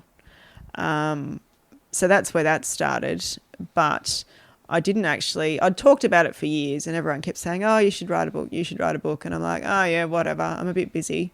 I don't really have time for that." And then I found a good therapist, and he was like, what are your goals? And I'm thinking, well, no other therapist has asked me this. He goes, well, what's your 5-year plan? I go, what are you talking about? What 5-year plan? I'm just living like week to week. It's just a good day when I get up every morning, right? Yep. And he goes, well, no, son, you've got to come up with something. And I'm like, oh, I've thought about writing a book. And he goes, oh, I've done that. And I'm like, oh, yeah, that's great. Got any contacts? Who do I talk to get this to happen? And he goes, no, you have to write it. I went, oh, right. So I started writing it, and thank God I had the journal entries, because a lot of that, I mean, even though most of it I could pretty well replay like a film, it was already written. So I kind of, didn't have the emotion attached to it when I was trying to recall things. Yep. And then I sort of thought, okay, well, given my training and my work, everything was chronological. So I'd started to write piece of chapter here and a chapter there, and I went, oh, my logical brain isn't coping with this. Let's start at the beginning from when you were a kid. And then I filled in the blanks. And it kind of just rolled from there. And I did the hard chapters about from when Damian was shot to going to the hospital, and then him passing away, and then what happened after that. And those were all the ones that really sort of caused me quite a lot of grief, obviously. Yep. And then, what happened afterwards. And I'd write a chapter and then go, and I would literally sit there. It would take me not even a day, because it was already here, ready to go. And I'd write it, and then I go, oh, I've got to put that away for a bit. I've had enough. I can't reread it. I don't want to touch it. Yep. And then I'd come back and go, right, where was I at? Or I'd think, oh, hang on, I'm just sitting here doing something, and I need to write this down for this other chapter that's going to be further down the track. Eventually it all came together, and I was like, well, now what do I do with it? As any author does. Yeah. Now what am I going to do? Do I get this published, or do I just print it up and chuck it in the study and the kids can find it when I pass away? Surprise, Mum wrote a book. Here it is. Yeah. And then, so you mentioned that grief, a lot of hard, and I, like, your book is one of, you go on a journey with you and you laugh, you cry, you get angry, which is everything a good book should do. Yeah. And for you, obviously, you've dealt with this for, over 10 years now. And was it still a cathartic and something that it was part of the journey? You had to get this out. Yeah. Yep. And I think at the end of the day, it didn't really matter whether it was published or not. Although I was like, I can't just write this and leave it sitting there. I feel like, A, it's part of the Gold Coast history, what happened to Damian, and B, I just wanted to be able to share what I went through so that if someone else is going through it, that they're not alone, that they don't feel ashamed, if, you've lost your partner, you want to go and drink yourself stupid, go and do it. You know what I mean? Like, there's no manual on how to do this. A bit like parenthood. I wish that came with a manual, but it doesn't. There's no hard and fast way to do any of it. But I think at the end of the day, if someone picks it up and goes, oh, okay, it looks perfect from the outside, but when you read the story, oh, that's how she got. So how have you, and the courage you had to take it to get published, I commend you for that, because it is, I know it too, because I've just gone through it myself. Yeah. And did you, submitting it to a publisher, what was that feeling like? It's like, I've done this now, it's... Yeah, it's a strange feeling, putting it out there to see if your book's worthy of people reading it. So before I even did that, though, I printed up 6 copies and bound them and picked 6 random friends, some who knew me and some who didn't know me very well. Yep. And I said, can you guys just have a read and tell me what you think, whether it's worth getting published or not? And it was a resounding yes from everybody. Yes, it needs to be published. They had a few comments and bits and pieces about editing and what have you. And I went, that's fine. I can do that. That's easy. So, I think once they said yes, that's when I went, oh, okay, well, it's actually worthwhile telling. And it's important to tell and share. And, I started looking for publishers, and my publisher was recommended to me by someone else. And then I jumped on their website, and at the time they were having a manuscript competition. I was like, oh, look at that. Okay, now I've got a deadline, so I need to do some editing. Because I thought I'm a bit of a procrastinator and don't do things until the night before. I was like, oh, that's great. Now I've got this date that I need to have it in by, and put it in. And part of the competition, whether you won or not, was that you got an appraisal. So the appraisal came back within the month, and I went, oh, great. Yep. I'll put that on the list of things to do next year. So that was September 2021. Yep. And I put it away.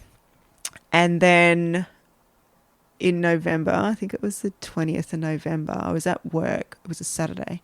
And my work colleague and I had just gone and executed a search warrant, and we're on our way back, driving along. And I was the shift supervisor that day. Yes, I was driving.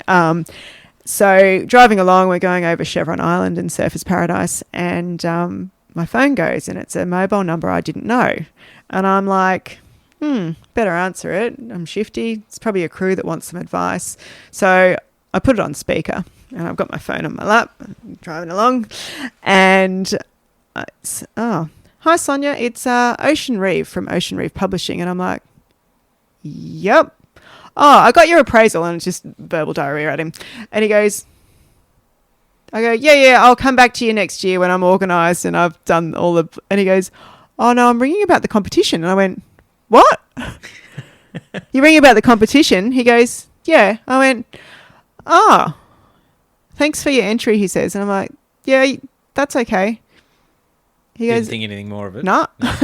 And he goes, so it was being, the winner was being announced in November, and it's November. And I went, oh, yeah, okay. He goes, so you made it to the top 5. And I went, oh, that's great. Thanks for the call, blah, blah, blah, thinking that's it. And I'm thinking, okay. And he goes, oh, I'm actually ringing to tell you that you've won. The judges unanimously picked your manuscript as the winner. And I'm like, what the fuck? oh, sorry. I mean, thank you. And he's like, oh, no, that's okay. I go, are you kidding? Are you being serious? And he goes, yeah. I went, oh, this is awesome. So, and my partner was Alpa on the day, and I'm like whacking him across the seat. Are you listening to this? Are you listening to this? I'm mouthing to him, and he's like, yeah, what the? And I'm like, yeah. So I wrote a book and I put it, anyway, long story. And so Ocean goes, okay, well, I'll send you an email. And I'm like, all right then, that'd be great. Hang up. I'm like, what happens? Who rings you on a Saturday to say you've won a publishing competition like at some time in the afternoon? I'm like, oh, right. Well, I've got to ring my family. Do you think any of the bastards would pick up? Nobody picked the phone up. Even my best mate, I rang her. Nah, no answer.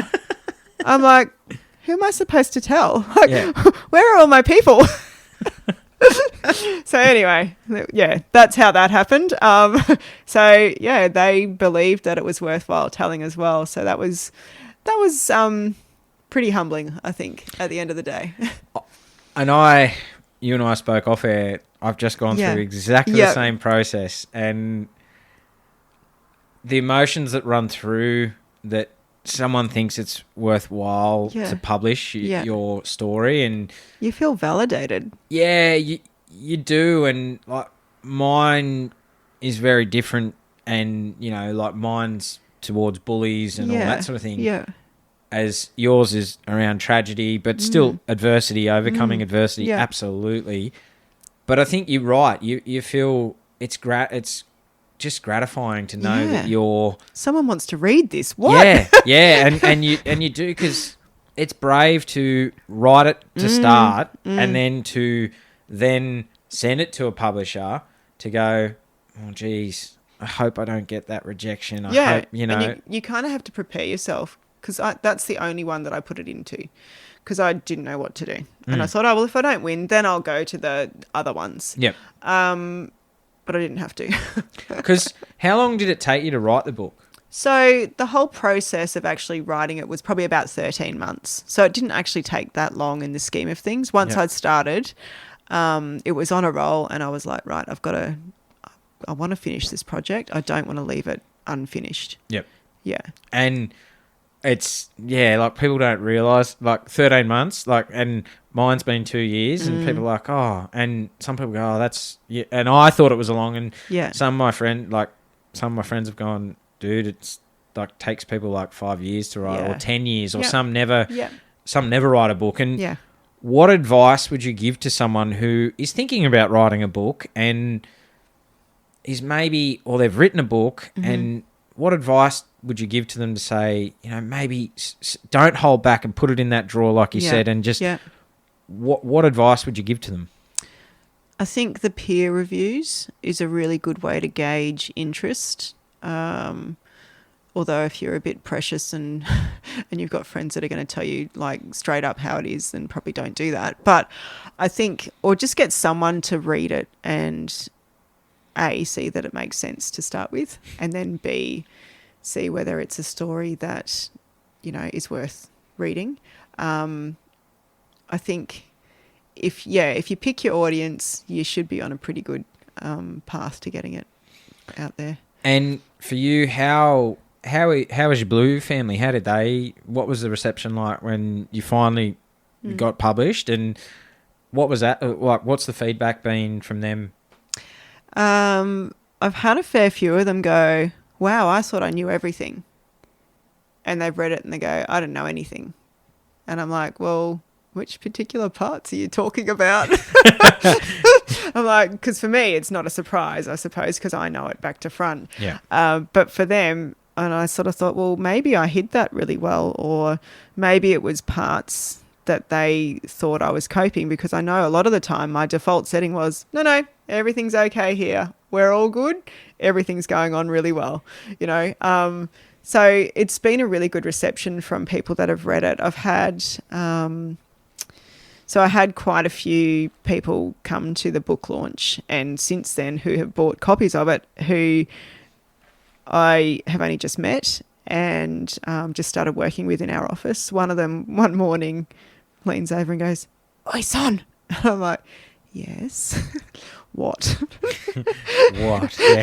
He goes, I just wanted to tell you, I read your book yesterday. I couldn't do anything else. And I'm like, okay. He goes, you've got a bloody talent, woman. And I went, oh, thanks. I said, it's been edited, hey. And he goes, yes, but that's mostly your words because I can hear your voice saying it. Yeah.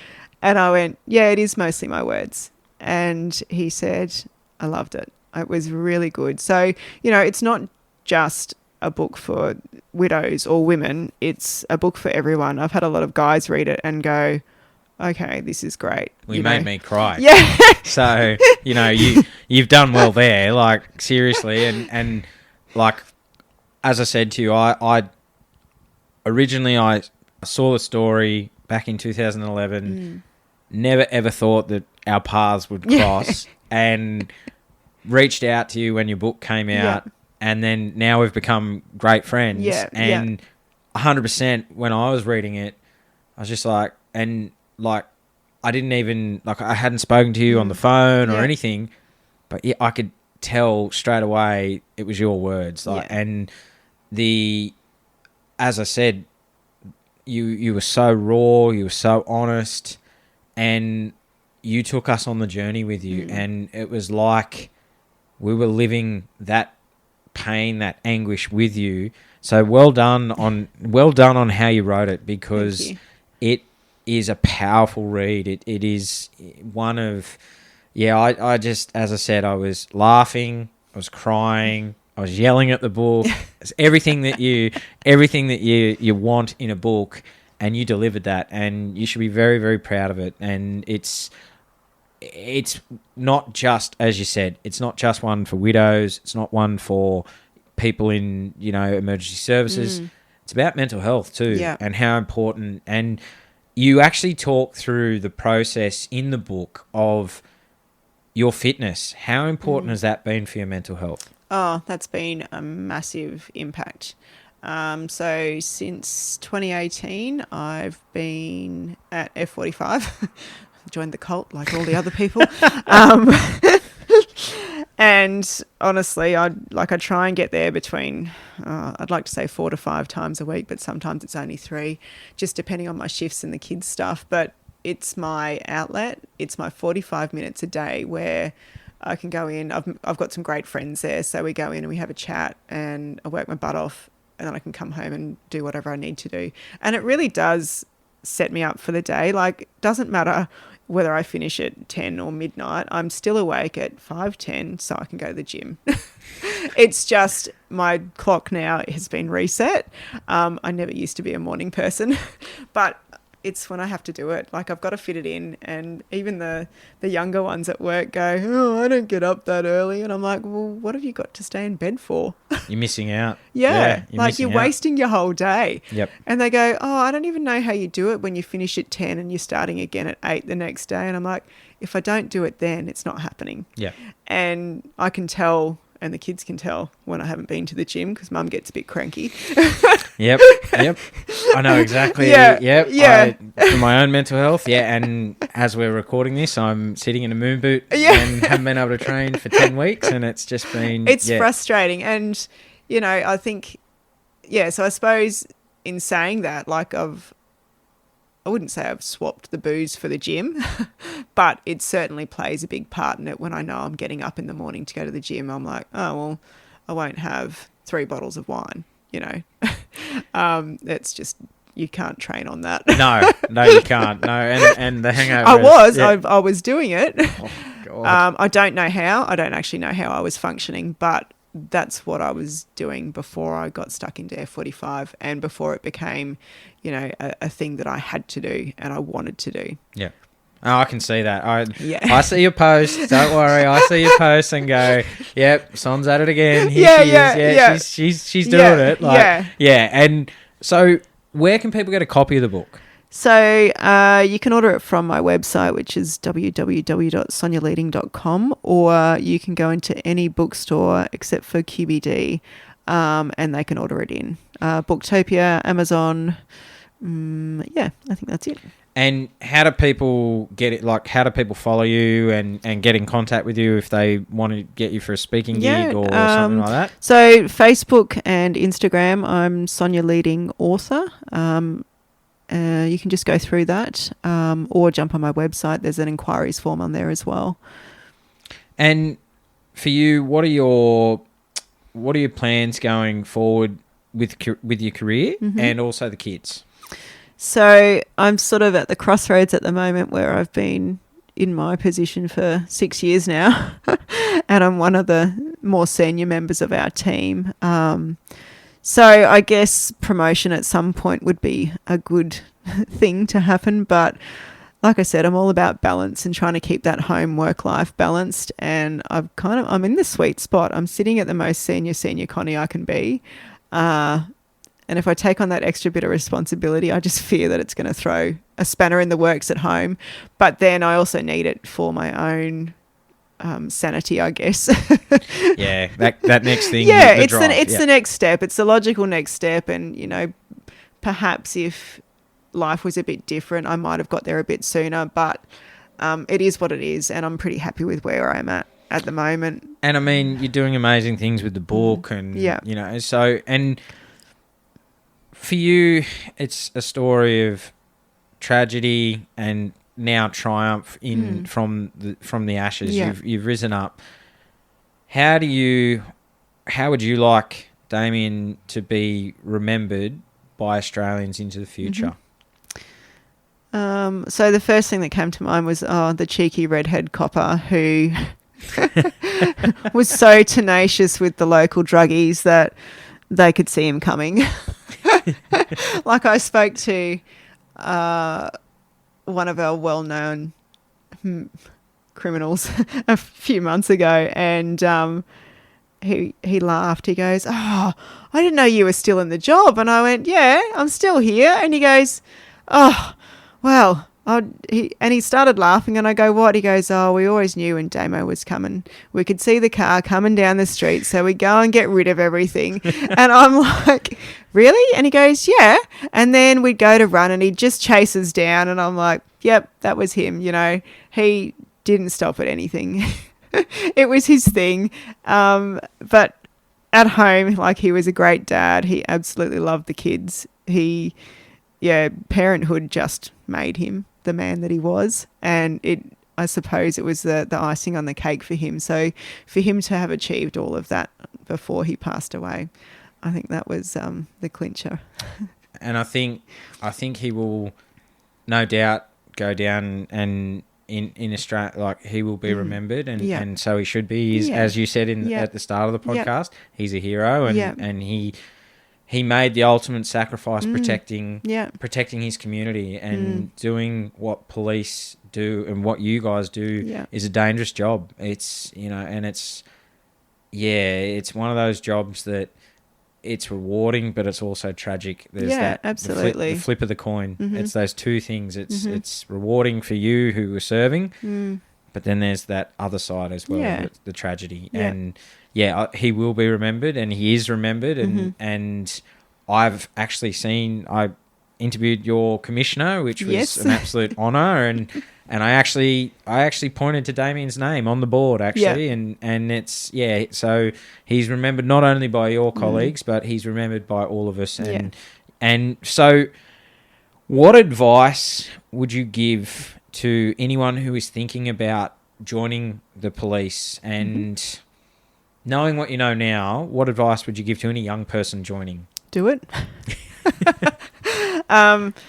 Look, it's got its trials, definitely, but I think if you've got the right resolve, you should be able to get through those. And I think if they're picking the right people, then you're going to be surrounded by like-minded people as well. It's not a job for the faint-hearted. It's not a job where there's no politics, like every government job that exists. If you don't get involved in that side of things, then it's a pretty good job to be in. The pay's reasonable. And there's just so many things you can do in it. Like, you get bored of one thing and you can go do something else. So it's a rewarding. Yeah. And go in with your eyes open. Know Absolutely. that you are going to face there's going to be danger. Yeah. There's going to be, Yeah. don't go in half-hearted. Go in Yeah. And eyes once open. you join, you're part of a family, and that never goes. You'd be surprised. Oh no, I like you never ex like even if you resign and go, you're always still part of it. Yeah, you're still part of that blue family. You can't get away. No, that's right, exactly. And same for us. Yeah. Like you'll still always be part of. It's. I think, like you said, it's the willingness to serve. You had that from. Yeah, we've got that common bond. Yeah. Exactly, and it's something that I don't think, apart from being a veteran or a first responder, you can't get it anywhere else. Like there's just something so rewarding in, when it's all going to chaos and you can restore normality and for people, there's just something that it's just inside of you. It's a burning desire to help. And to give back to your community. Absolutely. Yeah. Absolutely. And so what advice would you give to your 18-year-old self, and would she listen? Probably not. I'm like, stubbornness isn't a weak point for us. Look, I would say breathe and be patient with yourself, and try not to beat yourself up so much. I think if I'd have probably been a bit more gentle with myself, I might have got a bit further quicker. But at the end of the day, it doesn't really matter. I am where I'm meant to be now. So, I think just take the time. And there's no book, as we've said. There's no book on how you do it. And no. So, what advice, Sonya, do you give to people who are struggling with mental health, or I'm going to use something that PTSI, and I'm going to drop the D off and use it's an injury. And what advice can you give? You've been through it yourself and literally overcome adversity. What advice can you give to people who just might be struggling and not knowing where to turn and just try and get through day to day? I think that's just it. Make sure you get up in the morning. That's the one thing. If you can start the day like that, you've already won. I think in the beginning I was trying to chew off big chunks. And then when I went, you know what? It's a bonus that you got out of bed this morning. And that's a start. So it's one foot in the right direction, and, be gentle. Honestly, I beat myself up about absolutely everything, as you've probably heard and read, that I sort of set standards for myself that usually are unattainable, but at the same time, that's, where I think I need to be. But I think anyone struggling, I think one of my friends said to me in the beginning, she goes, I knew you were struggling, but I didn't know how bad it was until that I saw that you didn't brush your hair that day and you didn't have a shower and you didn't brush your teeth.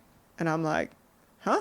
I didn't even know I hadn't done it, and that's when I went, but I got out of bed. And she went, oh, okay. I said, just let me do one thing in the right direction. Yep. And I think, instead of trying to do all the big things, just one thing in the right direction. One thing builds and builds. Absolutely. And make it a habit. I know, and it's something that I live by, who I had a veteran on who was blown up in Afghanistan. And I use his mantra now, and I'll shout out to you, Coco, legend. He lives by the mantra of the first 3 steps are the hardest steps that you'll take in any one day. If you can take those first 3 steps, you can accomplish anything in life. Yeah. And exactly right. 100%. Just get up. Yeah. It's a blessing to age. It really is. Yeah. And it's something that I look at now and go, it is a blessing in my own journey. And I think too, something that and it was actually a good friend, and I'm going to drop another name here, which Banksy as well. Yeah. When I was telling him my story, he said to me, he goes, brother, you need to reflect. And reflection is so important as well on that. And like you say, be gentle, be kind, but also reflect on how far you have come. And a big thing like you've done, journal. I've journaled too, and journaling, and you look at where you were 6 months ago, and you're still here 6 months later, and that's, if anything that I can say to people as well, and you've been through this as well, is reflection, and like you say, be kind. Yeah, and a lot of that stuff that we're journaling about is stuff that's noise in your head, and the minute I find for me, if it's on a piece of paper, I can touch it and I can go, it's there now. You don't have to let it swim around in your head and cause any more anxiety or any more thoughts about negativity and that kind of thing. If you can get it out, if there's some kind of outlet, I'm a big list girl. I write lists about everything. And people come to me and they go, oh, I've got this problem. I go, write a list. Well, writing it down, you've already solved half the problem. Just write it down. Yep. So you're not carrying it. And I guess that was one of the big things with my book. And, it's not for everyone writing a book, but I carried my story like it was a bad thing. And then once it was in a book, I went, oh, it's not actually that bad. It's a story, but it's not a bad story. Yeah. It's my story. Yeah, and that's exactly right. Yeah. And we'll finish up in a minute. And what have you learned about yourself since losing Damo that you didn't know before? That I'm very capable of doing things on my own. Yeah, absolutely. Yep. Probably to a fault. Some people say I'm too independent, but I don't think that's a bad thing at all. I just think it's a good way to be when you don't have to rely on other people all the time. Absolutely. I mean, it's nice to sometimes, but yeah, if the buck stops with me, especially with the kids, and if I can't do the things that I need to do, then they've got nothing. Absolutely. Yeah. Absolutely. Great. That's it's a great reflection of yourself and where you're at. And I want to finish with a quote. And Sonya, your story is one of true grit, determination, resilience, and I absolutely mean resilience. It is absolutely, and never giving up and fighting for justice. I've no doubt that Damian is looking down, proud of who you are and how far you have come. From that tragic night in 2011, you are a strong and inspirational woman, and I mean that, and a great friend. And you serve your state and country with honour, and you serve your family with pride. It has been an honour and a privilege to have you on True Blue Conversations, and I want to finish with a quote that I believe sums up your story. The quote is, You have to be your strongest when you feel your weakest. Tough times don't last, but tough people do. Sonya, I believe this quote sums you up and your story. It has been an absolute honour and a privilege to have you on and share your story. Thank you, Sonya. Thank you.